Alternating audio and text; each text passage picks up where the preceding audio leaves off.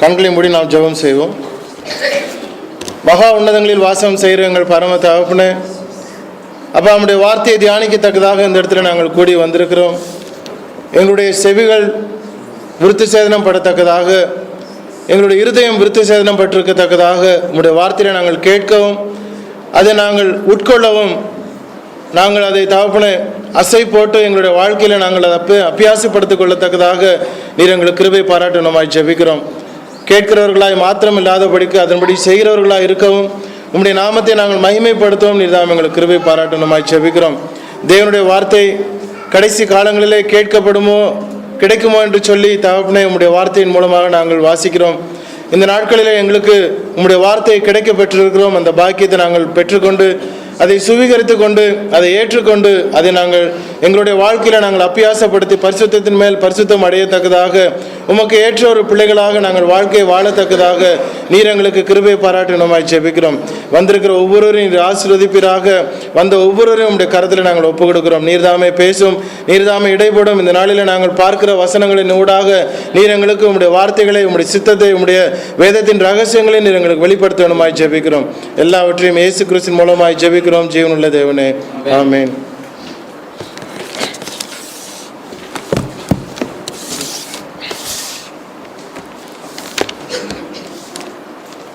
உன்னதங்களிலே வாசமாயிருக்கிற நம்முடைய உன்னதமான தேவனுடைய நாமத்திற்கு மகிமையும் கனமும் உண்டாவதாக.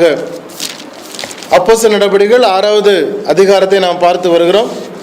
வேதாம வகுப்பு தொடங்கி 37வது வகுப்பு, அப்போஸ்தலர் நடபடிகள் தொடங்கி இது 13வது சீரீஸ், கிளாஸ் நம்பர் 37, சீரீஸ் 13.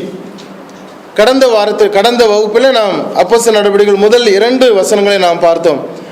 அந்நாட்களிலே சீஷர்கள் பெருகின போது கிரேக்கரானவர்கள் தங்கள் விதவைகள் அன்றாடக விசாரணையில் திட்டமாய் விசாரிக்கப்படவில்லை என்று எபிரேயருக்கு விரோதமாய் முறுமுறுத்தார்கள்.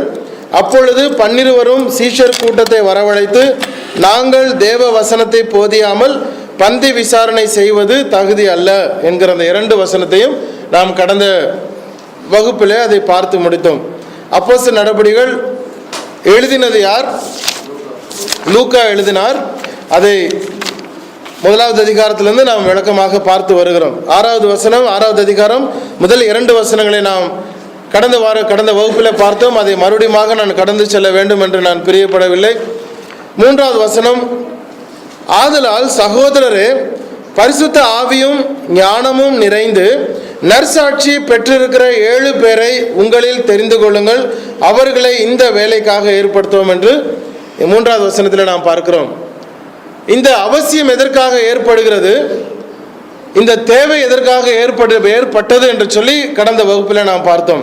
சீஷர்கள் பெருகினார்கள், ஏராளமான சீஷர்கள் பெருகினார்கள். ஏறத்தாழ 15,000க்கும் மேற்பட்ட ஜனங்கள். ஏன் அப்படி நான் சொல்லுகிறேன்? எப்படி 15,000க்கும் மேற்பட்ட ஜனங்கள்? 5,000 புருஷர்களுக்கும் திரளான ஜனங்கள் என்று சொல்லி நாம் பார்க்க முடிகிறது. 5வது அதிகாரம் 14வது வசனம் என்ன சொல்லுகிறது? திரளான புருஷர்களும் ஸ்திரீகளும் விசுவாசம் உள்ளவர்களாகி கர்த்தரிடமாய் அதிகமாய் சேர்க்கப்பட்டார்கள். சரி, 4வது அதிகாரம் 4வது வசனம் என்ன சொல்லுகிறது? வசனத்தை கேட்டவர்களில் அநேகர் விசுவாசித்தார்கள், அவர்கள் தொகை ஏறக்குறைய 5,000 இருந்தது. முதலாவது சபை ஸ்தாபிக்கப்பட்ட பொழுது 3,000 பேர், அதற்கு அடுத்தபடியாக வளர்ந்தவர்கள் 5,000 பேர், அதற்கு அடுத்தபடியாக நாம் பார்க்கும் பொழுது 5,000 திரளான புருஷர்கள் ஸ்திரீகள். 5,000 என்கிற ஒரு தொகை நமக்கு கணக்கில் வைக்கும் பொழுது 5,000 புருஷர்கள், அதைவிட ஸ்திரீகள், அதைவிட குழந்தைகள், பிள்ளைகள், அதாவது 30 வயதிற்கு குறைவு. இப்பொழுது இருக்கக்கூடிய சட்டத்திட்டத்தின்படி 18 வயதிற்கு மேற்பட்டவர்களை கணக்கில் கொள்ளுகிறோம். நம்முடைய ஓட்டு கொடுப்பதற்கு உள்ள தகுதியானவர்கள் 18க்கு மேற்பட்டவர்கள். ஆனால் பழைய நாட்களில் 30 வயதிற்கு மேற்பட்டவர்கள் தான் ஆண் புருஷர்கள் என்று சொல்லுகிற ஒரு கணக்கு உண்டு. அப்போ 30 வயதிற்கு மேற்பட்ட ஜனங்கள் 5,000 பேராய் பார்க்கும் பொழுது இந்த 5வது அதிகாரத்தில் திரளான புருஷர்களும் ஸ்திரீகளும் என்று கணக்கில் வருகிறது. 5,000 என்கிற ஒரு கணக்கை நாம் எடுத்துக்கொள்கிறோம் என்று சொன்னால் 5,000 புருஷர்கள், 5,000 ஸ்திரீகள், 5000 நீங்கள் ஆவரேஜாக பிள்ளைகளாய் பார்க்கும் பொழுது நிச்சயமாக 15000த்திற்கும் அதிகமான ஜனங்கள் அந்த இடத்துல இருக்கக்கூடிய நிச்சயமான ஒரு காரியத்தை நாம் பார்க்க முடியும். இப்போ இந்த 6வது அதிகாரத்தில் நாம் பார்க்கும் பொழுது சீஷர்கள் பெருகிறார்கள். பெருகின சீஷர்கள் மிக பெரிதான ஒரு தொகையிலே அங்கே சபை நடைபெற்று கொண்டு வருகிறது. கிரேக்கரானவர்கள் தங்கள் விதவைகள் அன்றாட விசாரணையிலே விசாரிக்கப்படவில்லை என்று சொல்லி எபிரேயருக்கு விரோதமாய் முறுமுறுக்கிறார்கள். இந்த காரியத்தை, இந்த வசனத்தை மிக விஸ்தாரமாக நாம் பார்த்தோம். அப்பொழுது இந்த 12 சீஷர்களும் இந்த அப்போஸ்தலர்களும் சேர்ந்து சீஷர்களுடைய கூட்டத்தை வரவழைக்கிறார்கள். வரவழைத்து நாங்கள் தேவ வசனத்தை போதியாதபடிக்கு பந்தி விசாரணை செய்வது தகுதி அல்ல அப்படிங்கிற வசனத்தோடு நாம் முடித்தோம். ஆகவே சகோதரரே, யாருக்கிட்ட சொல்றாங்க? யார்கிட்ட சொல்றாங்க? அப்போஸ்தலர்கள் சீஷர்களிடத்துல சொல்றாங்க. ஆதலால் சகோதரரே அப்படின்னு சொல்லி ஒரு குவாலிஃபிகேஷனை கொடுக்குறாங்க. சபையில நாம் 2 விதமான காரியங்களை நாம் மனதிலே வைக்க வேண்டும். அதை எப்பொழுதும் நம்ம குழப்பும் பொழுது அல்லது புரிந்து கொள்ளாத பட்சத்தில் நமக்கு ஒரு கஷ்டம் கடந்து வருகிறது. 2 காரியங்கள் சபையிலே நடக்கிற 2 காரியங்கள். 1 ஊழியம், 2 நிர்வாகம். முதலாவது ஊழியம், 2வது நிர்வாகம். ஒரு மரியாளும் தேவை, மார்த்தாளும் தேவைப்பட்டது. சபையில ஊழியம் எவ்வளவுக்கு எவ்வளவு முக்கியமோ இந்த ஊழியம் சீராக கரெக்டான ப்ரொடக்டிவிட்டி கொடுக்கப்பட வேண்டும் என்று சொன்னால், சரியான ப்ரொடக்டிவிட்டி எடுக்கப்பட வேண்டும் என்று சொன்னால் சரியான நிர்வாகம் அவசியமாக இருக்கிறது. ஒருவேளை 10 பேர் இருக்கிற சபையில நிர்வாகம் அவசியம் இல்லாமல் இருக்கலாம். 50 பேர் இருக்கிற சபையில நிர்வாகம் அவசியம் இல்லாமல் இருக்கலாம். 100 பேர் இருக்கிற சபையில நிர்வாகம் அவசியம் இல்லாமல் இருக்கலாம். இங்கு 15000 இருக்கிற சபையில இதுவரைக்கும் நிர்வாகம் அவசியப்படாமல் இருந்தது. ஆனால் இப்பொழுது தேவைப்படுகிறது. இது ஜனங்களை பொறுத்தது. 50 பேர் இருக்கிற சபையில நிர்வாகம் அவசியப்படுகிற ஒரு சூழ்நிலையும் உண்டு. 5000 பேர் இருக்கிற சபையில நிர்வாகம் அவசியப்படாமல் இருக்கிற சூழ்நிலையும் உண்டு. காரணம், ஒரு டைரக்ஷனில் எல்லா ஜனங்களும் அதற்கு கீழ்ப்படியும் பொழுது அல்லது அவசியப்படாத பொழுது நிர்வாகம் அங்கு குறைவாக தேவைப்படுகிறது. எப்பொழுது நிர்வாகம் அங்கு தேவைப்படுகிறது? வார்த்தைகள் கடந்து செல்கிற தொனி, வார்த்தைகள் கடந்து செல்கிற திசை, வார்த்தைகள் கடந்து செல்கிற பாணி, இதில் மாற்றங்கள் ஏற்படும் பொழுது அதில் நிர்வாகம் அவசியப்படுகிறதா இருக்கிறது. இங்கு 15000 அல்லது 5000 வரைக்கும் இருந்த வகையிலே நிர்வாகத்திற்கு அங்கு பிரச்சனை வரவில்லை, அல்லது முறுமுறுப்பு வரவில்லை, அல்லது தேவை அவசியமாக இருக்கவில்லை. காரணம், அதுவரைக்கும் எந்த விதமான ஒரு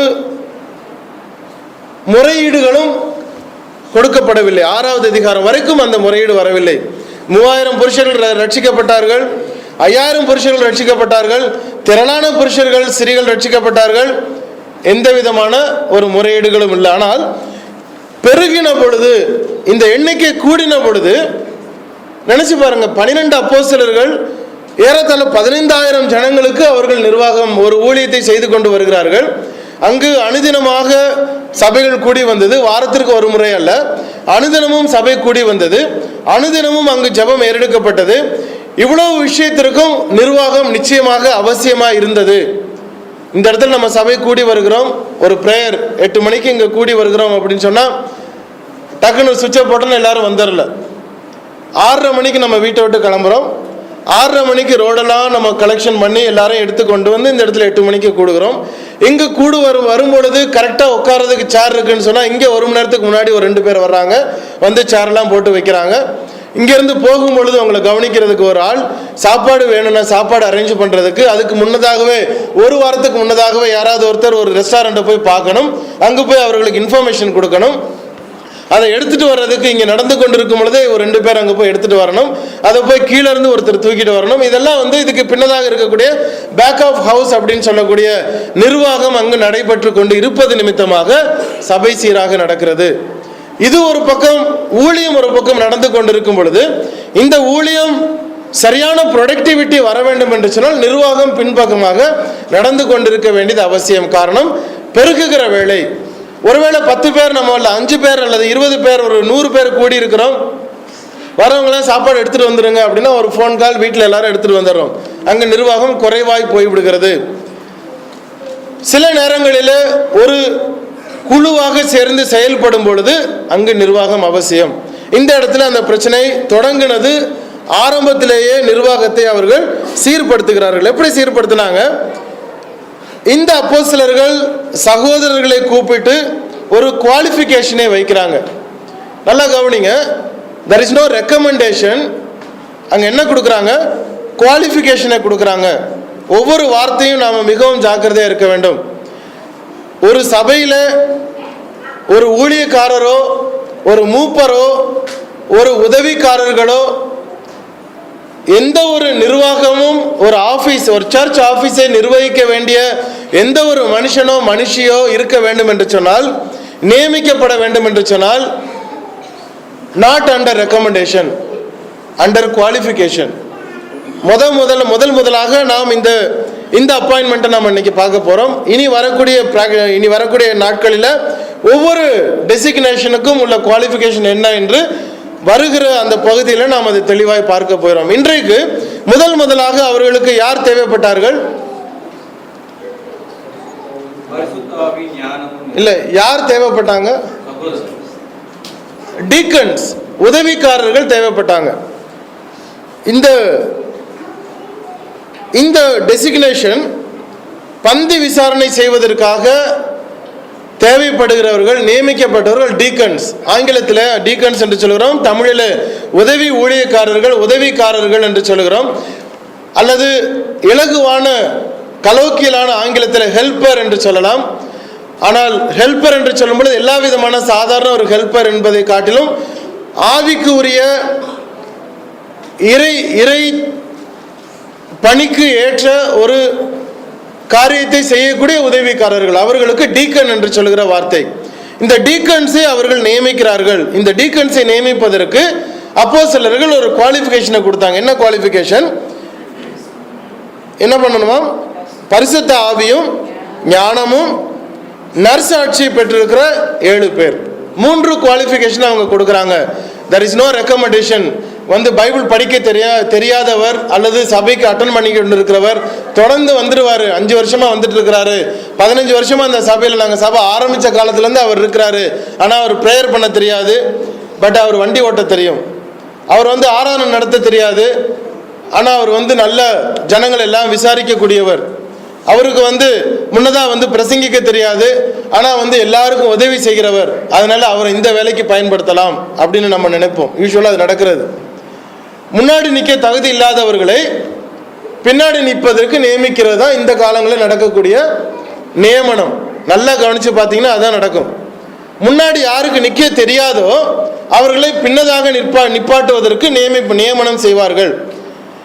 பின்னதாக நிப்பாட்டுவதற்கு, பந்தி விசாரணை செய்வதற்கு இங்கே வேற ஒரு வேலையும் கிடையாது. பந்தி விசாரணை செய்யணும், வர்ற விதவைகளுக்கு சாப்பாடு கொடுக்கணும், வர்ற விதவைகளுக்கு உதவிகள் செய்யணும், ஃபைனான்சியல் சப்போர்ட் கொடுக்கணும். அந்த விசாரணை செய்வதற்கான ஒரு தகுதியை, என்ன தகுதி கொடுக்குறாங்க? பரிசுத்த ஆவியில் நிறைஞ்சிருக்கணுமாம், ஞானத்தில் நிறைஞ்சிருக்கணுமாம், நற்சாட்சி நிறைஞ்சிருக்கணுமாம். அப்படிப்பட்டவர்களை நீங்கள் 7 பேரை தெரிந்தெடுத்துக் கொள்ளுங்கள். 3 qualification. there is no recommendation. Church மெம்பர்ஸை நம்ம எப்படி செலக்ட் பண்ணுறோம்? நாட் அண்டர் ரெக்கமெண்டேஷன், அண்டர் குவாலிஃபிகேஷனில் இருக்கணும். எம்பி எம்எல்ஏலாம் அப்படி தான் எப்படியோ பண்ணுறாங்க. ஆனால் அது என்னைக்கு குவாலிஃபிகேஷன் பேசிஸில் வருதோ அன்னைக்கு சீர்திருத்தம் வரும். அதை எத்தனையோ ஏற்கனவே சொல்ல ஆரம்பிச்சுட்டே வர்றாங்க. அது என்னைக்கு நிறைவேற்ற போகிறாங்களோ அன்னைக்கு நம்மளுடைய 2வது தலைமுறையோ அல்லது 3வது தலைமுறையோ அதை உணர்வார்கள். சபையில் வெரி ஏர்லி, வெரி பிகினிங், தொடக்கத்திலேயே ஒரு ஊழியக்காரர்களை சொல்லப்பில்லை, உதவிக்காரர்கள், பந்தி விசாரணைக்காக இருக்கக்கூடிய ஏற்படுத்தக்கூடியவர்கள், அவர்களுக்கு ரெக்கமெண்டேஷன் அல்ல, குவாலிஃபிகேஷன். முதலாவது குவாலிஃபிகேஷன் என்ன? பரிசுத்த ஆவியில எப்படி இருக்கணுமா? நிறைந்திருக்கணும். 2வது ஞானத்தில் நிறைந்திருக்கணும். 3வது நற்சாட்சி பெற்றிருக்கணும். அதை யார் நியமிக்கணும்? யார் நியமிக்கணும் சொல்லுங்க? யார் நியமிக்கணும்? அப்போஸ்தலர்களா சீஷர்களா? அப்போஸ்தலர்கள். அதை யார் தேர்ந்தெடுக்கணும்? அதே தானே, திரும்ப அதே கேள்வி கேட்கிறேன்னா, தேர்ந்தெடுக்க வேண்டியது சீஷர்கள், நியமிக்க வேண்டியது அப்போஸ்தலர்கள். அந்த வசனத்தை திரும்ப வாசிங்க. 3வது வசனம். பரிசுத்த ஆவியும் ஞானமும் நிறைந்து நற்சாட்சி பெற்றிருக்கிற 7 பேரை உங்களில் தெரிந்து கொள்ளுங்கள். யாரு? சீஷர்கள் தெரிந்து கொள்ளணும், சபையார் தெரிந்து கொள்ளணும். அவர்களை இந்த வேலைக்காக என்ன பண்ணணுமா? ஏற்படுத்துவோம். அப்போஸ்தலர்கள் சொல்றாங்க, நீங்க தெரிந்து கொள்ளுங்கள், நாங்கள் அவர்களை நியமிப்போம். நீங்கள் தெரிந்து கொள்ளுங்கள், நாங்கள் ஏற்படுத்துவோம். அந்த வித்தியாசம் இருக்குது, பின்னாடி வரும்பொழுது அதை பார்க்க போறோம். செலக்ட் பண்ண வேண்டியது இப்படி தான் செலக்ட் பண்ணணும். இந்த குவாலிஃபிகேஷன்ல இருக்கிறவர்களை நீங்கள் செலக்ட் பண்ணுங்க. செலக்ட் பண்ணதுக்கு அப்புறம் எங்கள்கிட்ட கொண்டு வாங்க, நாங்க அவர்களை நியமிப்போம். 2 விஷயம். செலக்ட் பண்ண வேண்டியது சபையார். எப்படி செலக்ட் பண்ணணுமா சபையார்? இந்த 3 குவாலிஃபிகேஷன் பேசிஸ்ல செலக்ட் பண்ணதுக்கு அப்புறம் இங்க கொண்டு வாங்க, நாங்க அவர்களை நியமிப்போம், ஏற்படுத்துவோம். சரி, என்னென்ன குவாலிஃபிகேஷன்? முதலாவது குவாலிஃபிகேஷன் நம்ம பார்க்கலாம். பரிசுத்த ஆவியில நிறைந்திருக்கணும். எப்படி கண்டுபிடிக்கிறது? அதான் பிரச்சனை. அவங்க சொல்லிட்டாங்க, பரிசுத்த ஆவியில நிறைந்தவர்கள், ஞானத்தில் நிறைந்தவர்கள். சரி, எப்படி கண்டுபிடிக்கிறது?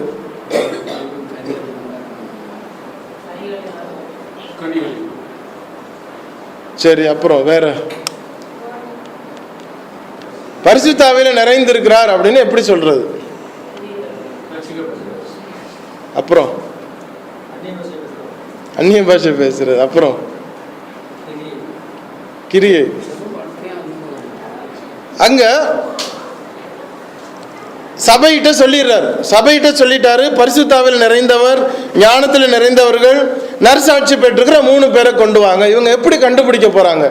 பரிசுத்த ஆவியில் ஒருத்தர் நிறைஞ்சிருக்கிறார், நிறைய அந்நிய பாஷையில பேசுறாருன்னா அவர் நிறைஞ்சவரா? இல்லை நிறைய பிரசங்கம் பண்றாருன்னா அவர் பரிசுத்த ஆவியில் நிறைஞ்சவரா? இல்லை நிறைய ஊழியம் பண்றவர்னா பரிசுத்த ஆவியில் நிறைஞ்சவரா? அப்படி ஊழியம் பண்றவரை கொண்டு பந்தி விசாரணை கொண்டு எப்படி வைக்க முடியும்? ஆனா அப்போஸ்தலர் சொல்லிட்டாங்க, இவங்களை தான் கொண்டு வரணும்னு சொல்லிட்டாங்க. பரிசுத்த ஆவியில் நிறைந்தவர்கள் அப்படிங்கிறதுனா வெளிப்படுகிற ஒரு காரியத்தை காட்டிலும் உள்ளரங்கமான சில விஷயங்கள் இருக்கிறது. எப்படி அதை ஆவியின் கனிகள் அப்படின்னு சொல்றோம். ஆவியின் கனிகள் எல்லாவற்றையும் அவங்க ஃபாலோ பண்றாங்களான்னு யாரோ ஒருத்தர் போய் பின்னாடியே அவங்கள கண்டுபிடிச்சு இதெல்லாம் கண்டுபிடிச்சாங்களா அப்படின்னு கண்டுபிடிச்சு அதை நியமிச்சு அதில் எக்ஸாமினேஷன் கம்ப்ளீட் பண்றதுக்குள்ளார அது ஒரு நாளும் யாருக்கும் தீர்மானம் வராது. ஒரு 10 லிஸ்ட் போட்டு வச்சிருப்பீங்க. இந்த 10 லிஸ்ட்ல 2 யாரோ ஒருத்தருக்கு கரெக்ட் பண்ணும், அந்த பாக்கி 2 இன்னொருத்தருக்கு எதிர்ப்பப்படும். எப்படி அதை கண்டுபிடிக்கிறது? பரிசுத்த ஆவியானவர் வழியாக நடத்தப்படுகிற ஒரு காரியத்தை நாம் கவனிக்க வேண்டியது அவசியம். முக்கியமான ஒரு விஷயத்தை என்னுடைய அறிவுக்கு பட்ட ஒரு வார்த்தையை சொல்றேன். யோவான் 14வது அதிகாரம் 26வது வசனத்தை வாசிங்க. 14:26. என் நாமத்தினாலே பிதா அனுப்ப போகிற பரிசுத்த ஆவியாகிய தேற்றரவாளனே எல்லாவற்றையும் உங்களுக்கு போதித்து நான் உங்களுக்கு சொன்ன எல்லாவற்றையும் உங்களுக்கு நினைப்பூட்டுவார். என் நாமத்தினாலே, இயேசு கிறிஸ்துவின் நாமத்தினாலே பிதாவாகிய தேவன் அனுப்ப போகிற பரிசுத்த ஆவியாகிய தேற்றரவாளனே, வேற யாரும் கிடையாது, அவர் ஒருத்தரே எல்லாவற்றையும் உங்களுக்கு போதிப்பார். ஆனால் என்ன பண்ணுவாராம்? நான் உங்களுக்கு சொன்ன எல்லாவற்றையும் உங்களுக்கு நினைப்பூட்டுவார். எப்படி நினைப்பூட்டுவார்? எப்படி நினைப்பூட்டுவார்? எனக்கு தெரிஞ்சிருந்தாதான் நினைப்பூட்டுவார். எனக்கு ஞாபகம் இருந்தாதான் அது நினைப்பூட்ட முடியும். எனக்கு தெரியாமலே இருந்தால் எனக்கு எப்படி நினைப்பூட்டுவார்? பைபிளில் ஒரு வார்த்தை இது இருக்குது அப்படின்னு எனக்கு ஏற்கனவே நான் படிச்சிருக்கணும், அது எனக்கு தெரிஞ்சிருக்கணும். அப்பொழுதுதான் அவரால் நினைப்பூட்ட முடியும். நம்மளை ஞாபகப்படுத்தி பாரு அப்படின்னா எனக்கு தெரியவே தெரியாது, நான் படிக்கவே இல்லை அது அப்படின்னா எப்படி நினைப்பூட்டுவார்? ஒருத்தர் யாராவது ஒருத்தர் நினைப்பூட்டணும்னு சொன்னால் நீங்கள் ஏற்கனவே அதை படிச்சிருக்கணும், ஏற்கனவே தெரிஞ்சிருக்கணும். நம்மலாம் காலேஜில் படிச்சுட்டு வந்திருக்கிறோம். அப்போ ஒரு சப்ஜெக்டை வாத்தியார் கேட்கும் பொழுதுதான் மறந்துட்டேன், இப்போதான் ஞாபகம் வருதுன்னு சொல்லுவோம். அப்போ படிச்சிருந்தாதான் ஞாபகம் வரும். அப்போ படிக்கவே இல்லாமல் தெரியாத பட்சத்தில் நினைப்பூட்டுறதுக்கு அங்கே வழி இல்லை. அவர் உங்களுக்கு போதிக்கிறது கிடையாது, அவர் உங்களுக்கு நினைப்பூட்டுகிறார். நான் படித்திருக்கணும், வேதாமத்தை தெரிந்திருக்கணும், நான் படித்திருக்கணும், அது எனக்கு அறிந்திருக்கணும், நான் அதை பிராக்டிஸ் பண்ணியிருக்கணும். அப்பொழுது மறக்கப்பட்டிருக்கும் பொழுது அதை நினைப்பூட்டுகிறார். ஒரு காரியம் வேதாமத்தில் இப்படி சொல்லி இருக்கிறது, நீ இந்த காரியத்தை இந்த மாதிரி தப்பா செஞ்சிட்டு இருக்கிற, இதை நினைப்பூட்டும் பொழுது ஐயோ அப்படின்னு நான் கரெக்ட் பண்ணிக்கிறேன். அந்த நினைப்பூட்டும் பொழுது பரிசுத்த ஆவியானவர் என்னுடைய வாழ்க்கையில கிரியை செய்வதற்கு என்னை நான் ஒப்பு கொடுக்கிறேன். பரிசுத்த ஆவியானவர் என்னுடைய வாழ்க்கையில நினைப்பூட்டும் பொழுது அதை நான் சரி செய்து கொள்வதற்கு என்னை நான் ஒப்பு கொடுக்கிறேன். ப்ராசஸிங், என்னுடைய லைஃப் அப்படிங்கிறது ஒரு ப்ராசஸ். நான் கிறிஸ்தவன், இன்னைக்கு ஞானஸ்நானம் எடுத்திருக்கிறேன், சாகிறது வரைக்கும் என்னுடைய வழி தேவனுடைய பாதையில் நடந்து கொண்டிருக்கிறது. ஒருவேளை இன்னைக்கு நான் தவறிடலாம், நாளைக்கு நான் உணர்வடையலாம், நாளைக்கு நான் தவறிடலாம், நாளானைக்கு உணர்வடையலாம். இப்ப எல்லாவற்றையும் கரெக்டா இருக்கிறான் அப்படின்னா ஒரு மனுஷனும் கரெக்டா இருக்க போறது அல்ல. இன்னைக்கு பரிசுத்தவான் காலையில தவறிட்டான், தவறும் பொழுது நினைப்பூட்டுகிறார், உடனே அவன் கரெக்ட் பண்ணிக்கிறான். இதுதான் நம்மளுடைய லைஃப் ப்ராசஸ் இருந்துகிட்டு இருக்கு. தப்பு பண்ணிட்டு இருக்கேன், பரவாயில்ல பிரதர், இது தேவன் பார்த்துக்கிறார் அப்படின்னு அந்த தப்புலேயே நான் போய்கிட்டு இருக்கிறேன்னு அவன் கனியற்றவனா இருக்கிறான். இப்போ பரிசுத்த ஆவியானவர் உணர்த்தும் பொழுது அதை திருத்தி கொண்டு நினைப்பூட்டுவதற்கு ஏதுவாக தன்னை ஒவ்வொரு நாளும் என்னை பிரதிபலித்துக் கொள்கிறான், அவருடைய கைடன்ஸுக்கு தன்னை ஒப்பு கொடுக்கிறான். அப்படிங்கும் பொழுது அவன் பரிசுத்த ஆவியிலே தன்னை வழிநடத்தப்படுவதற்கு தன்னை அனுமதிக்கிறான் என்று சொல்ல முடியும். நிறைந்திருக்கிறான்னு சொன்னால் ஒரு நாளும் அதை நம்ம கண்டுபிடிக்கிறதுக்கோ, ஒருத்தருக்கு அது நிறைவா இருக்கும், இன்னொருத்தருக்கு குறைவாய் தெரியும். 15,000 பேர் இருக்கிற சபையில ஒரு மனுஷன் இவன் நிறைந்தவன் எப்படி நீங்க சர்டிஃபை பண்ண முடியும்? அவன் கைடன்ஸ், தேவனுடைய வார்த்தைக்கு கைடன்ஸுக்கு ஒப்பு கொடுத்திருக்கிறானா? சரியான தேவனுடைய வார்த்தையை அறிந்திருக்கிறாரா? சொல்லப்படும் பொழுது உணர்ந்து கொள்கிறாரா? அவர் தவறு செய்த பொழுதும் அவர் தன்னை மீட்டு எடுத்துக் கொள்வதற்கு அவர் தன்னை ஒப்பு கொடுத்திருக்கிறாரா? இதை நாம் கவனிக்கும் பொழுது அதை கண்டிப்பாக அறிந்து கொள்ள ஏதுவாக இருக்கிறது. பரிசுத்த ஆவியில் ஒருவர் நிறைந்திருக்கிறார்னா என்ன பண்ணுவார்? குற்றப்படுத்தும் பொழுது, உணர்த்தப்படும் பொழுது தன்னை திருத்திக் கொள்கிறார். தேவனுடைய வார்த்தைக்கு மீறி ஒரு வார்த்தை சூழ்நிலை நிமித்தமாகவோ அல்லது ஒருவேளை ஒரு தவறுதலாகவோ ஒரு காரியத்தை செய்து விட்டார் என்று சொன்னால் சுட்டி காட்டப்படும் பொழுது, உணர்த்தப்படும் பொழுது திருத்திக் கொள்கிறார். அவர் ஏற்றுக்கொள்ளப்பட்ட ஜனம். அதனாலதான் அனுதினமும் நான் பரிசுத்தப்படுத்திக் கொண்டே நாம் வருகிறோம். பரிசுத்தத்தின் மேல் பரிசுத்தம் அடைகிறோம். பரிசுத்தவான்களை சீர்பொருந்துங்கள் அப்படிங்கிறார். பரிசுத்தவான்கள் ஏன் சீர் பொருந்தணும்? அவர் ஆல்ரெடி பரிசுத்தவான்கள் தானே, அவர்கள் ஏன் திரும்பவும் சீர் பொருந்தணும்? காரணம், பரிசுத்தவான்கள் அழைக்கப்பட்டவர்கள் சின்ன சின்ன விஷயங்களில் தவறுகிறவர்கள். நீதிமான்கள் 7 தரம் விழுந்தாலும் மறுபடியும் எழுந்திருப்பான். 7 தரம்னா என்னது? 7 தரம்னா என்னது? என்னதுங்க? 8வது தடவை விழுந்தா என்ன பண்றது? அப்புறம் 7னா 7 சொல்லல அவர். நம்ம சொல்றோம், ஒருத்தரை திட்டிகிட்டு இருக்கோம், அவன் ஒய்ஃபை பார்த்தோ இல்லை கணவனை பார்த்தோ, 1000 தடவை சொன்னாலும் எனக்கு அறிவே இல்லைன்னு கவுண்ட் பண்ணிக்கிட்டு இருந்தோமா? 1000னா என்ன மீனிங்? எத்தனை தடவை சொன்னாலும் அறிவில்லை, எவ்வளவு சொன்னாலும் அறிவில்லைன்னு அர்த்தம். 1000 தடவை நீ எண்ணி பார்த்தியா அப்படின்னு கேட்க முடியாது. 1000 தடவை. இப்போ 1000 அப்படிங்கிறது எண்ணிலே அடங்காத ஒரு தடவைகள். எத்தனை தடவை சொன்னாலும் உனக்கு அறிவில்லை அப்படின்னா 1000 தடவை சொல்லிட்டு நீ கேட்க மாட்டேங்கிற. அப்போ 7 அப்படின்னா மனுஷங்களுக்கு, கிறிஸ்தவர்களுக்கு முக்கியமா அது நம்ம எப்பவுமே அது ஸ்ட்ரக் ஆயிடுவோம். 7னா பூரணம் அப்படின்னு நம்ம நினைச்சிடுவோம். இப்போ நீதிமான் விழுந்துட்டான், 7 தடவை விழுந்தாலும் அவன் நீதிமானோடு அழைக்கப்பட்டவன். இத்தனை வருஷமா அவன் தப்பு பண்ணா, நான் நீதிமானோடு அழைக்கப்பட்டவன். அவன் உணரும் பொழுது எழுந்திருப்பான். விழுந்துட்டான், இனிமேல் அவன் எந்திரிக்கவே மாட்டான்னு கணக்கு இல்லை. என்னைக்கு தேவன் அவனை அழைத்திருக்கிறாரோ, சத்தியத்தை கேட்டு உண்மையாவே உணர்ந்திருக்கிறான் என்று சொன்னால் விழுந்திருந்தாலும் எழுந்திருப்பான். அப்போ கர்த்தருடைய வார்த்தைக்கு தன்னை ஒப்பு கொடுத்தவன், கர்த்தருடைய வார்த்தையை அறிந்து கொள்கிறவன், பிராக்டிஸ் பண்ணுகிறவன், தேவனுடைய வார்த்தையை அனுதினமும் படிக்கிறவன், உணர்ந்து கொண்டவன், சட்டத்திட்டங்களை ஆராய்ந்து அறிந்தவன், கர்த்தருடைய வார்த்தைக்கு தன்னை ஒப்பு கொடுத்தவன், பரிசுத்த ஆவியிலே நிறைந்தவன். 2வதாக சொல்கிறார் விஸ்டம், ஞானத்தை குறித்து சொல்கிறார். ஞானம் என்னத்திற்கு இங்கு அவசியம்? இப்போ பரிசுத்த ஆவியானவருக்கு அங்கு அவசியப்படுகிறது. எதற்காக? பந்தி விசாரணை. இதெல்லாம் பிரசங்கம் பண்றதுக்கு பேசல, நம்ம பந்தி விசாரணைக்கு தான் அதை பத்தி பேசிக்கிட்டு இருக்கோம். ஒரு அடிப்படையான ஒரு சாதாரண விஷயத்துக்குள்ள குவாலிஃபிகேஷன் 3 மாத்திரம் இல்லை. நம்ம 3 நினைச்சிட்டு இருக்கிறோம், 3 மாத்திரம் இல்லை. இந்த இடத்துல சொன்னது 3. ஆனா காலங்கள் மாறின பொழுது இது ரிவைஸ் ஆயிருக்கு. அதை இன்னைக்கு பார்த்துருவோம். முதலாவது பரிசுத்தாவில நிறைந்தவர்கள், மூன்றாவது ஞானத்தில் நிறைந்திருக்கணும். எதற்கு? புத்தியான ஒரு காரியத்தை செய்யணும். ஒரு விதவை இருக்கிறாங்க, அல்லது ஒரு 10 பேர் இன்னைக்கு வந்திருக்கிறாங்க, கையில் 9 பேர் தான் கையில் நமக்கு அவர்களுக்கு கொடுக்க வேண்டிய பொருளாதாரம் கையில் இருக்கு. கடந்த 10 வருஷமா அல்லது கடந்த 2 வருஷமா இந்த 9 பேருக்கு நாங்கள் உதவி செஞ்சுட்டு இருந்தோம். இந்த வாரம் திடீர்னு 10வது ஆள் வந்துட்டாங்க, கையில் 9 பேர் தான் இருக்கு, என்ன பண்றது? உடனே நீங்க புதுசா வந்துட்டீங்க, நீங்க அடுத்த வாரம் வாங்க அப்படின்னு சொல்லி அவங்களை திரும்ப அனுப்புனால் அது நியாயம். ஆனா அது அறிவான செயலா? அது அறிவுள்ளவனா இருந்தா என்ன பண்ணுவான்? பகிர்ந்து கொடுத்துருவான். புதுசா வந்திருக்கிறீங்க, அவங்கள்ட்ட அம்மா நீங்கள் அடுத்த வாரம் உங்களுக்கு கொஞ்சம் மிச்சம் தரேன், இல்லை நாளைக்கு தந்தா நீங்கள் கோச்சிக்க மாட்டீங்க தானே அப்படின்ட்டு புதுசாக உள்ளவங்களுக்கு கொடுத்துட்டு பழைய ஆளுக்கு ஒருவேளை 10 ரியால் கம்மியாக கொடுத்துட்டு இவங்களுக்கு மறுநாள் கொடுக்கலாம். இது அறிவு. இதில் நான் போய் அப்போஸ்தலரை போய் கேட்டுட்டு வரணும், அவங்கள்ட்ட சைன் வாங்கிட்டு வரணும், அவங்கள்ட்ட நான் சீல் வந்ததுக்கு அப்புறம் தான் அவங்களுக்கு கொடுக்க முடியும். நீங்கள் புது ஆளு, நீங்கள் மெம்பர் ஆகிட்டீங்களா, நீங்கள் அதுவாகிட்டீங்களா இதுவாகிட்டீங்களா, இதெல்லாம் கேட்டு செய்கிறது அறிவீனம். அப்போது பரிசுத்தாவில நிறைந்தவனும் புத்தி நிறைந்தவனும் இருக்கக்கூடிய விவேகம் நிறைந்த ஒரு மனுஷனை செலக்ட் பண்றதுனால இப்படிப்பட்ட நிர்வாக சீர்குலைவு ஏற்படாதபடிக்கு அவர்கள் தாமாகவே சிந்தித்து முடிவெடுப்பதற்கு அது பிரயோஜனமாக இருக்கும். ஆகவே தான் அந்த ஒரு காரியத்தை அவர்கள் கொடுக்கிறார்கள்.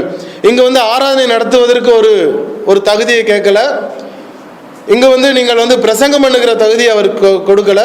பரிசுத்தாவின் நிறைந்தது காரணம் நீங்கள் உங்களை சரிப்படுத்துவதும் சீரான பாதையில் நீங்கள் நடத்துகிற ஒரு காரியமும் சரியானவர்களை தேர்ந்தெடுப்பதற்கும் உன்னதமான உத்தமமான விதைவுகள் என்பதை கண்டுபிடிப்பதற்கும் தேவையான ஒரு குவாலிஃபிகேஷன் பரிசுத்தாவில் நிறைந்திருப்பதும் ஞானம் உள்ளவர்களும் இருக்க வேண்டிய அவசியம்.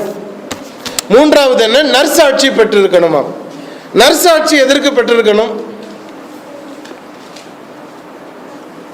ஏன்னா ஒருவேளை நல்ல உண்மையாகவே பரிசுத்தாவில் நிறைந்திருக்கிறவன், ஞானம் நிறைந்திருக்கிறவன் ஆட்டோமேட்டிக்காகவே நற்சாட்சி பெற்றிருப்பான், அதுல சந்தேகம் அல்ல. இருந்தாலும் அது ஒரு குவாலிஃபிகேஷன். எதற்கு? அவன் எல்லாரிடத்திலும், அந்த வசனத்தை கவனிங்க, நற்சாட்சி பெற்றிருக்கிற 7 பேரை உங்களில் தெரிந்து கொள்ளுங்கள். நற்சாட்சி பெற்றிருக்கிற ஒரு அவசியம் காரணம் என்ன? யாரோ ஒருத்தர், இந்த 15,000 பேர்ல யாரோ ஒருத்தர் மூலையில இருந்து நீங்க எடுத்து வச்சிருந்தீங்கன்னா அவர்களுக்கு தெரியாமல் போகலாம். ஃபெமிலியரா இல்லைன்னாலும் பரவாயில்ல, நீங்க ஃப்ரண்ட்ல கொண்டு வந்ததுக்கு அப்புறம் தெரியாம ஃபெமிலியரா ஆயிருக்கலாம், அது ஒரு ப்ராப்ளம் கிடையாது. ஆனால் நல்ல சாட்சி பெறாமல் யாரோ ஒருத்தர்கிட்ட ஒரு கசப்பு இருக்கக்கூடிய ஒரு மனுஷன், சப்போஸ் நான் ஒரு விதவை, எனக்கு பிரதர் டேனி எனக்கு பிடிக்காது, அப்போ ஒரு பிரதர் டேனியே நீங்க டீக்கனா தேர்ந்தெடுத்துட்டீங்க, நான் அவர்கிட்ட போய் நான் எப்படி நான் என்னுடைய உதவியை நான் கேட்க முடியும்? ஏன்னா அவர் எனக்கு பிடிக்காது. அவரை தேர்ந்தெடுத்தது தப்பாயிரும். காரணம், என்னை விசாரிப்பதற்கு அங்க குறைவு வந்துடுது. அப்ப யாரிடத்திலும் தீமையான பெயர் இல்லாதபடிக்கு நல்ல பெயர் எடுத்திருக்கிற ஒரு ஜனத்தை நீங்கள் தேர்ந்தெடுத்தாலே ஒழிய இந்த சர்விங் ஆஃப் டேபிள் அங்க பிரச்சனை வரும். ஆகவே நல்ல சாட்சி பெற்றிருக்க வேண்டும்.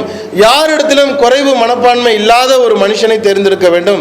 யாரிடத்திலும் தவறு செய்யப்படாத அல்லது பெயர் எடுக்காத தவறான களங்கம் ஏற்படாத ஒரு நபரை நீங்கள் தேர்ந்தெடுக்க வேண்டும். அப்படி நீங்க உங்களுடைய சீஷர்களிலே நீங்கள் தேர்ந்தெடுத்து எங்களிடத்தில் கொண்டு வாருங்கள் அப்படிங்கிற ஒரு 3 குவாலிஃபிகேஷனை சகோதரர்களிடத்தில் ஒப்பு கொடுத்தார்கள், சீஷர்களிடத்தில் ஒப்பு கொடுத்தார்கள்.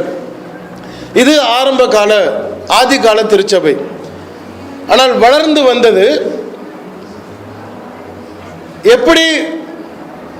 ஆரம்ப சபையிலிருந்து இந்த 6வது அதிகாரம் வரைக்கும் உதவி ஊழியர்கள் டீக்கன்ஸ் தேவைப்படாமல் இருந்து இப்பொழுது தேவைப்பட்டதோ, அந்த நேரத்தில் எப்படி அப்போஸ்தலர்கள் 3 குவாலிஃபிகேஷனை வைத்தார்களோ, காலம் கடந்த பொழுது இந்த குவாலிஃபிகேஷன்ஸோடு இன்னும் கொஞ்சம் ஆட் ஆனது. ஒரு டீக்கனை இப்பொழுது 2014 அல்லது கிபி 60வது ஆண்டிற்கு பின்னதாக வந்த எந்த ஒரு சபையும் ஒரு டீக்கனை நீங்கள் தேர்ந்தெடுக்க வேண்டும் என்று சொன்னால் நாம் ஃபாலோ பண்ண வேண்டிய ரூல்ஸ் 1 தீமோத்தேயு 3வது அதிகாரம் 8லிருந்து 12வது வசனம் வரைக்கும் கொடுக்கப்பட்ட ஒரு வரைமுறை இருக்கிறது. வாசிகள் 1 தீமோத்தேயு 3வது அதிகாரம் 8லிருந்து 12 வரைக்கும். எல்லாரும் எடுத்துக்கோங்க. 287வது பக்கம் புதிய ஏற்பாட்டில் பேஜ் நம்பர் 287 வாசிக்கலாம் சிஸ்டர். அந்தபடியே உதவிக்காரரும்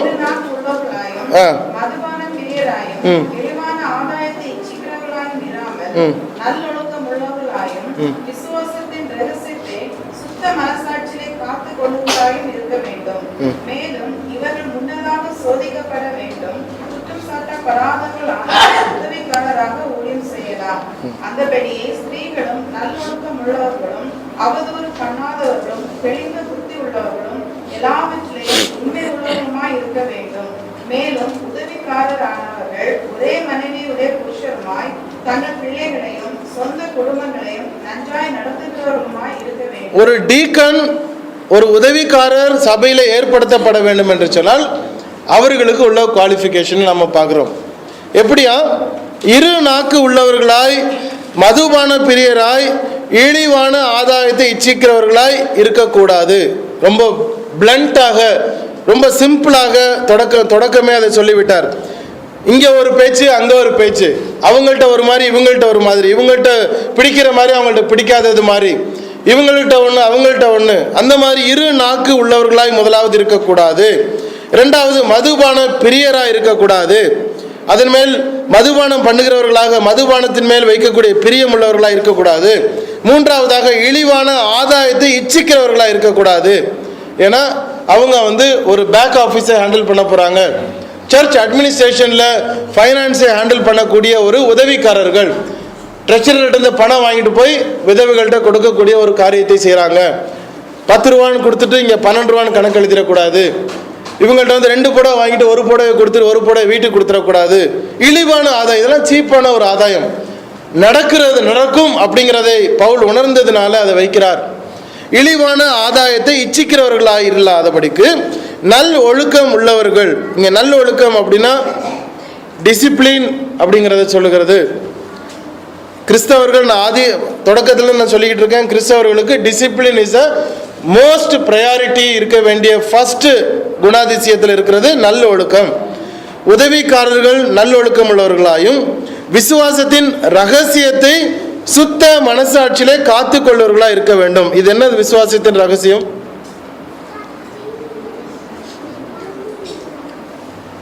வாசிக்கலாம். எபேசியர் 3வது அதிகாரம். இந்த 1 தீமோத்தேயு 3வது அதிகாரத்திலேயே இந்த ரகசியம் அப்படிங்கிறத அடிக்கோடிட்டு நீங்கள் அதை எழுதி வச்சுக்கோங்க. அதனால தான் சொந்த பைபிளை கொண்டு வாங்கன்னு சொல்கிறேன். இனிமேல் அது உங்களுக்கு அவசியப்படும்.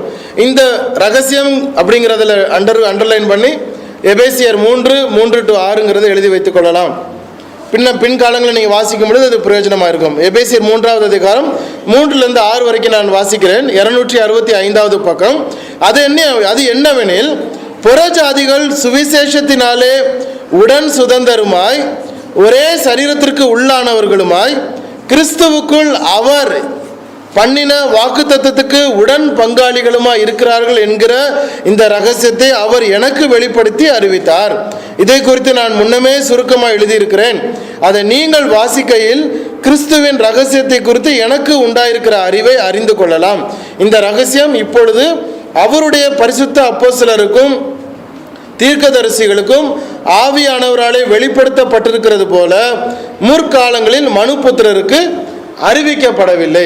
என்ன ரகசியம் சொல்லுங்க? என்ன ரகசியம்? நான் ஏன் படித்தேன் அப்படின்னா, நீங்கள் பைபிளை வாசிக்கணுங்கிறதுனால தான் நான் படித்தேன். புறஜாதியாரும் யூதர்களும் 2 ஜனங்களாக இருந்தார்கள். ஆனால் எப்பொழுதோ இயேசு கிறிஸ்து மரித்ததற்கு பின்னதாக, இயேசு கிறிஸ்து ரத்தத்தை சிந்தினதுக்கு பின்னதாக, நீங்களும் நானும் ஒவ்வொரு வாரந்தோறும் அப்பம் பிற்கும் பொழுது, திராட்சை ரசத்தை பருகும் பொழுது என்ன நினைச்சு பருகிறோம்? புதிய உடன்படிக்கையை நினைவு கூறுகிறோம். எதற்கு புதிய உடன்படிக்கை? பழைய உடன்படிக்கை ஏதோ இருந்துச்சு, அதை முடிச்சிட்டாரு. புதிய உடன்படிக்கை உண்டு பண்ணியிருக்கிறார். அந்த என்ன ரகசியம்? புது உடன்படிக்கை யாரும் வித்தியாசம் கிடையாது. யூதர்களோ புறஜாதியாரோ வித்தியாசம் கிடையாது. இந்த ஜாதி அந்த ஜாதி வித்தியாசம் கிடையாது. நீங்க தமிழ்நாடு, நான் ஆந்திரா, அப்படி வித்தியாசம் கிடையாது. நீங்க வேற ஒரு ஜனம், நாங்க வேற ஜனம், அந்த வித்தியாசம் கிடையாது. இந்த ரகசியம் முன்னாடி கிடையாது, இப்பொழுது வெளிப்படுத்தப்பட்டிருக்கிறது. அதை நான் நினைவில் வைக்கணும். திராட்சை ரசத்தை குடிச்சு முடிச்சுட்டு திரும்பவும் போய், பிரதர் உங்கள் ஜாதியில் நாங்கள் பொண்ணு எடுக்க மாட்டோம், நீங்கள் அந்த ஊர், நீங்கள் அந்த டேபிளில் போய் உட்காருங்க அப்படின்னு சொல்கிற கிறிஸ்தவர்கள் கேவலமானவர்கள். அதோட ஒரு வார்த்தை இல்லை. தெரிந்தெடுக்கப்பட்டவர்களிலும் அவர்கள் மிகவும் மோசமானவர்கள் பைபிள் சொல்லுது. வெளியரங்கமாக என்ன வேணாலும் சொல்லிக்கோங்க, உள்ளரங்கமாக என்ன வேணாலும் சொல்லிக்கோங்க, பைபிள் அதான் சொல்லுது. திராட்சை ரசத்தை கர்த்தருடைய பந்தியில் கலந்து கொண்டு என்னைக்கு நான் புதிய உடன்படிக்கை நினைவு கூர்ந்து நான் எடுக்கிறேனோ அந்த நிமிஷம் ஃபர்ஸ்ட் டைம் எடுக்கும் பொழுதே சொல்லிக் கொடுக்கப்படுறது கிடையாது. ஏதோ பந்தி, ஓகே வாங்க, அப்பம் கொடுத்தாச்சு, ரசம் கொடுத்தாச்சு, எந்திரிச்சு போயிருங்க. அதனால கேட்குறவங்களுக்கும் தெரியாமல் இருக்கிறோம். அப்பம் எடுக்கும் பொழுது அதனுடைய அர்த்தம் இருக்கிறது, திராட்சை ரசம் எடுக்கும் பொழுது இந்த அர்த்தம். அப்போ ஒவ்வொரு முறையும் நாம் எடுக்கும் பொழுது நம்ம புதுப்பிச்சு கொள்கிறோம். ஒருவேளை நான் தவறி இருக்கலாம், ஒருவேளை நான் என்னுடைய நண்பர்களோ என்னுடைய உறவினர்களோ ஏதோ ஒரு விஷயத்தை சொல்லி என்னை விஷமாக்கி இருக்கலாம். ஆனால் இப்பொழுது நான் எடுக்கிறேன். இயேசு கிறிஸ்து இந்த ரத்தத்தை சிந்தினது நிமித்தமாக இந்த ரகசியம் எனக்கு வெளிப்பட்டிருக்கிறது. எனக்கு எந்த விதத்திலும் நான் யாரையும் தனியாக ஒதுக்கக்கூடாது. அவன் சகோதரன், அவனுடைய ரத்தமும் என்னுடைய ரத்தமும் ஒன்றுதான். ரெண்டு பேரும் இயேசு கிறிஸ்து சிலுவையில மரித்தது நிமித்தமாய் ரத்தத்தை சிந்தினது நிமித்தமாக அவர் ஒன்று சேர்த்திருக்கிறார். இந்த ரகசியம் முன்னாடி சொல்லப்படலை, இப்பொழுது எனக்கு சொல்லப்பட்டிருக்கிறது. அந்த ரகசியத்தை நான் காத்து கொள்ளணுமாம். அப்படி காத்து கொள்ளுகிறவன் யாரா இருக்க முடியும்? உதவிக்காரனா இருக்க முடியும். இதுக்கு மேல இன்னும் மேல இருக்கு. உதவிக்காரராய் வரணும்னு சொன்னால் அதை நான் காத்துக்கொள்ளணும். அப்போ என்னன்னா, ஒரு உதவி பார்க்குறோம், நீ கிரேக்கர்லேருந்து வந்த நீ லேடியா? இல்லை நீ இரு, முதல்ல நான் எபிரேயருக்கு கொடுத்துட்றேன், யூதருக்கு கொடுத்துறேன், இவர் ஆபிரகாம் சந்ததி இவங்களுக்கு கொடுத்துடலாம், இவங்க வெளியூர்லேருந்து வந்தவங்க, இவங்களுக்கு செகண்ட் கிரேடு, செகண்ட் ப்ரையாரிட்டின்னு பார்த்துடக்கூடாது. காரணம், அந்த ரகசியத்தை காத்துக்கொள்கிறவன். எல்லாரும் கிறிஸ்தவர்கள், எல்லாரும் தேவனுடைய பிள்ளைகள். ஆகவே இவர்கள் மேல் ஜாதியா இருந்தாலும் சரி, கீழ் ஜாதியா இருந்தாலும் சரி, இவர்கள் யூதரா இருந்தாலும் சரி, இவர்கள் கிரேக்கரா இருந்தாலும் சரி, எபிரேயரா இருந்தாலும் சரி, இவர்கள் எந்த இடமா இருந்தாலும் சரி, இவர்கள் எருசலேமில் இருந்தாலும் சரி, இவர்கள் கலிலேயரா இருந்தாலும் சரி, இவர்கள் கிறிஸ்தவர்கள். அவ்வளவுதான். ஈஸியா கண்டுபிடிக்க முடியும். எப்படி கண்டுபிடிக்க முடியும்? ட்ரெஸ்ஸிங்ல கண்டுபிடிச்சிடலாம். கிரேக்கர் ஆனவர்களுக்கு உள்ள ட்ரெஸ்ஸிங் தனி, யூதர்களுக்கு உள்ள, எபிரேயருக்குள்ள ட்ரெஸ்ஸிங் தனி.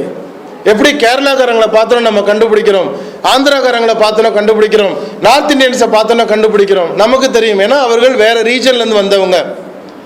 அதே மாதிரி அந்த ஆதிகால சபையிலே கூடி வந்திருக்கும் பொழுது கிரேக்கர் ஆனவர்களை ஈஸியாக கண்டுபிடிச்சிடலாம், எபிரேயர்களை ஈஸியாக கண்டுபிடிச்சிடலாம். நம்முடைய நார்த் இந்தியன்ஸ் புடவையை லெஃப்டில் தூக்கி போடுவாங்க, நம்மளை இந்த பக்கம் தூக்கி போடுவோம். அவங்க ஸ்ரீலங்கன்ஸ் வேற மாதிரி கட்டுவாங்க. ஸோ ட்ரெஸ்ஸிங் ஸ்டைல் இருக்கிறது. அவர்களை பார்த்த மாத்திரத்திலேயே முதல்ல போயிட்டு இந்த பக்கம் எபிரேயருக்கு சர்வ் பண்ணிட்டு ரெண்டாவது போய் கிரேக்கருக்கு சர்வ் பண்ணக்கூடாது. அல்லது தேர்ந்தெடுக்கப்பட்ட மனுஷன் கிரேக்கரான ஒரு உதவிக்காரனாக இருந்தால் முதல்ல போய் கிரேக்கனுக்கு கொடுத்துட்டு அதுக்கப்புறம் எபிரேயர் லேடிஸை கொண்டு வந்து சர்வ் பண்ணக்கூடாது.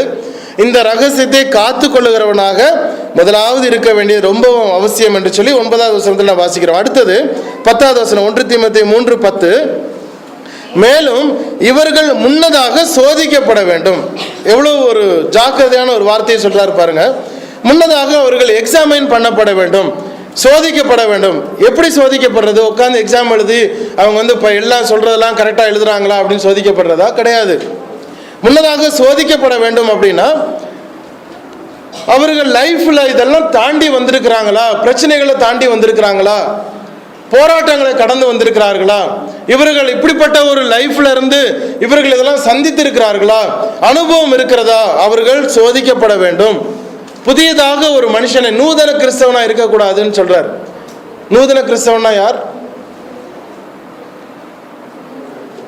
நூதனம்னா என்னது?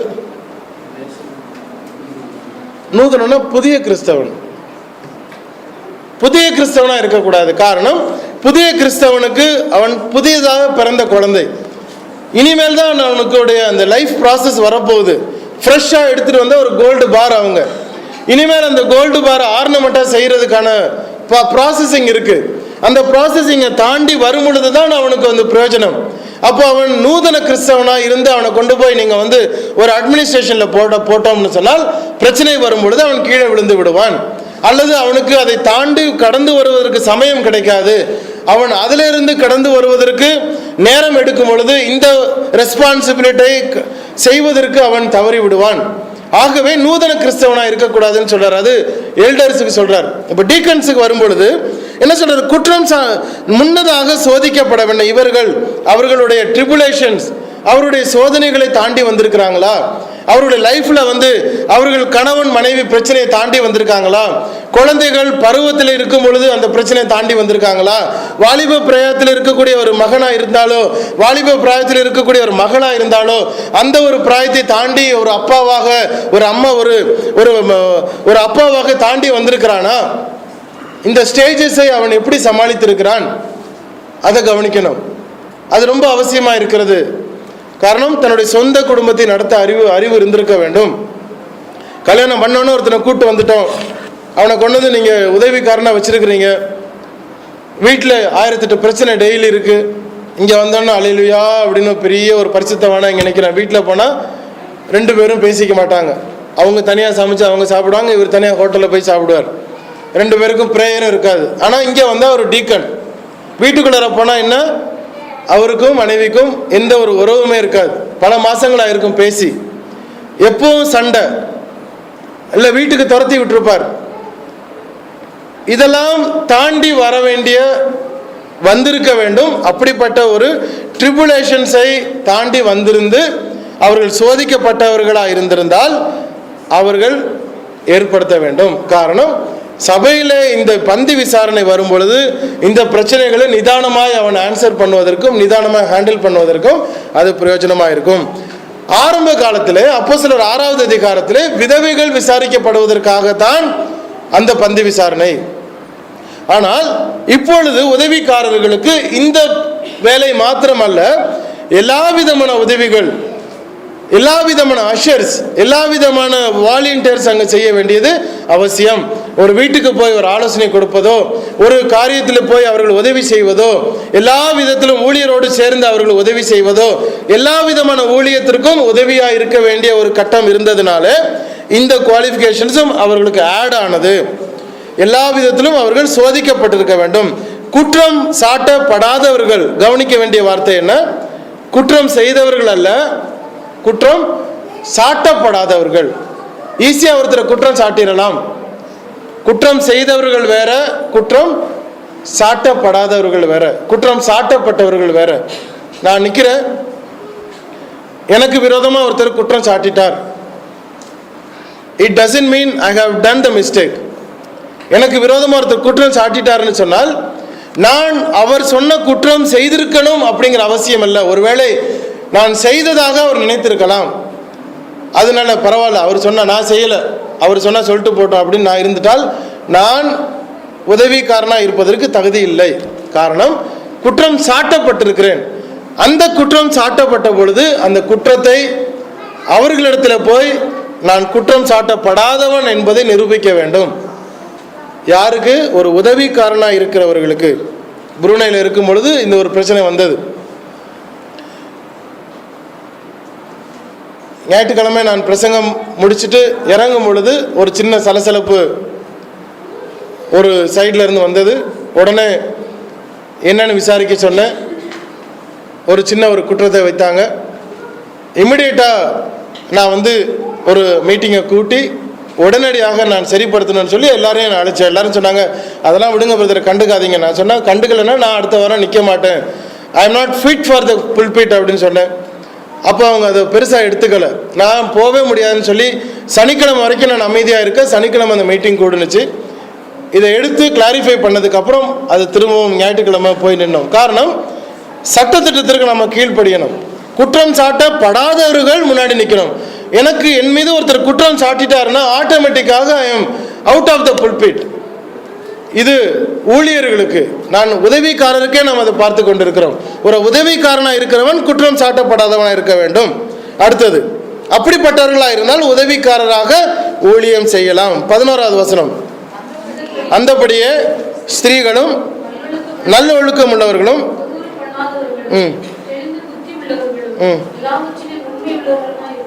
சரி, இந்த வசனம் என்ன சொல்லுது? அந்தபடியே ஸ்திரீகளும் அப்படின்னா என்ன அர்த்தம்? அப்போ உதவிக்காரர்கள் ஸ்திரீகளை வைக்கலாமா, வைக்க கூடாதா?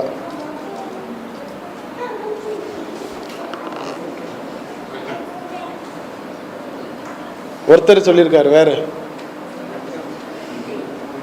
அப்புறம்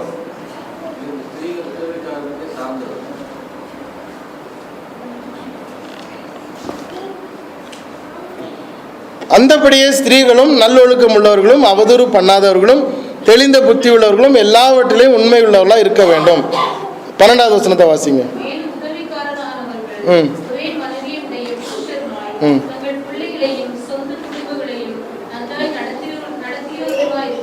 இப்போ 11வது வசனம் சொல்றதுக்கும் 12வது வசனத்துக்கு என்ன வித்தியாசம்? 12வது வசனத்தில் என்ன சொல்லுது? உதவிக்காரரானவர்கள் ஒரே புருஷனுடைய மனைவியா இருக்க வேண்டும் சொல்லல. என்ன சொல்லுது? ஒரே மனைவியுடைய புருஷன். அப்போ ஸ்திரீகள் மேல சொல்லுதுல, அப்ப என்ன அர்த்தம் அதுக்கு? இல்ல இல்ல, ஸ்திரீகள் தான், விதவைகளும் ஸ்திரீகள் தான். உமன் அப்படின்னு சொல்ற அந்த வார்த்தை மனைவிகளை சொல்லுகிறது. ஸ்திரீகள், மனைவியும் ஸ்திரீ தான், விதவையும் ஸ்திரீ தான், பெண்ணும் ஸ்திரீ தான்,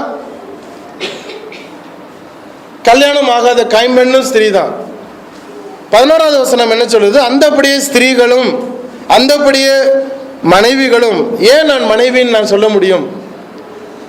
கொஞ்சம் வெர்ஷனை மாற்றணும். எழுதிக்கோங்க. அந்த ஸ்திரீகள் அப்படிங்கிறது அண்டர்லைன் பண்ணிட்டு GOONAY, கூனே, GOONAY, கூனே, GOONAY ஒரிஜினலாக உபயோகப்படுத்தப்பட்ட இந்த வார்த்தை. கூனே அப்படின்னு சொன்னா அது மனைவிகளை குறிக்கிறது. கூனே அப்படின்னா மனைவிகளை குறிக்கிறது. ஸ்திரீகள் தான் மனைவிகள். இந்த உதவிக்காரரானவர்கள் இரு நாக்குள்ளவர்களாக இருக்கக்கூடாது, மதுபான பிரியராக இருக்கக்கூடாது, இழிவான ஆதாயத்தை இச்சிக்கிறவர்களாக இருக்கக்கூடாது, நல் ஒழுக்கம் உள்ளவர்களாக இருக்க வேண்டும், ரகசியத்தை காத்துக்கொள்வர்களாக இருக்க வேண்டும், சோதிக்கப்பட்டிருக்க வேண்டும், குற்றம் சாட்டப்படாதவர்களாக இருக்க வேண்டும், அவர்களுடைய மனைவியானவர்களும் நல்லொழுக்கம் உள்ளவர்களாக இருக்க வேண்டும், அவர்களுடைய மனைவியானவர்கள் தூற்றி திரிகிறவர்களாக இருக்கக்கூடாது, அவர்களுடைய மனைவியானவர்கள் தெளிந்த புத்தி உள்ளவர்களாக இருக்க வேண்டும், அவர்களுடைய மனைவியானவர்கள் எல்லாவற்றிலையும் உண்மை உள்ளவர்களாக இருக்க வேண்டும். அப்படிப்பட்ட உதவிக்காரரானவர்கள் ஒரே மனைவியுடைய ஒரு புருஷனாக இருக்க வேண்டும். மனைவி சரியில்லைன்னு வரட்டி விட்டுட்டு எனக்கு அந்த பதவி கிடைக்கணுங்கிறதுக்காக நல்ல மனைவியை பிடிச்சிட்டு வந்து வேலைக்கு வச்சுக்கிற உதவிக்காரராக இருக்கக்கூடாது. நடக்கும்.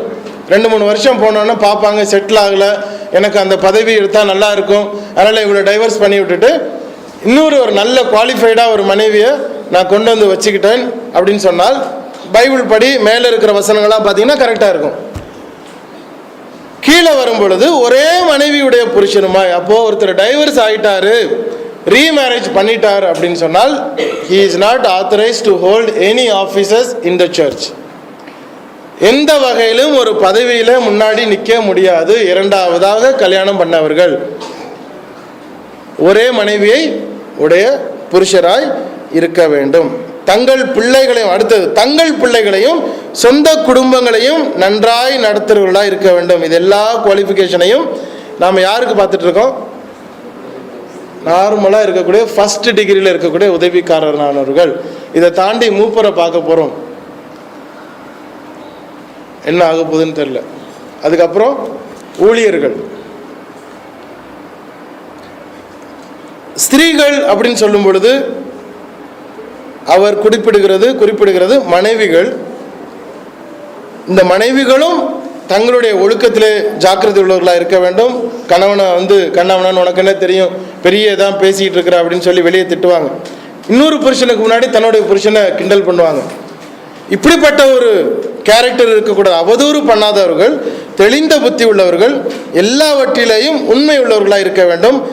மேலும் உதவிக்காரரானவர்கள் ஒரே மனைவியை உடைய புருஷருமாய் தங்கள் பிள்ளைகளையும் சொந்த குடும்பங்களையும் நன்றாய் நடத்துகிறவர்களுமாய் இருக்க வேண்டும்.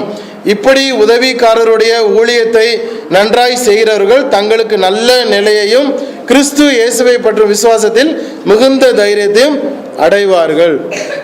இவ்வளவு குவாலிஃபிகேஷனை நம்ம அங்கே பார்க்குறோம் ஒரு உதவிக்காரருக்காக.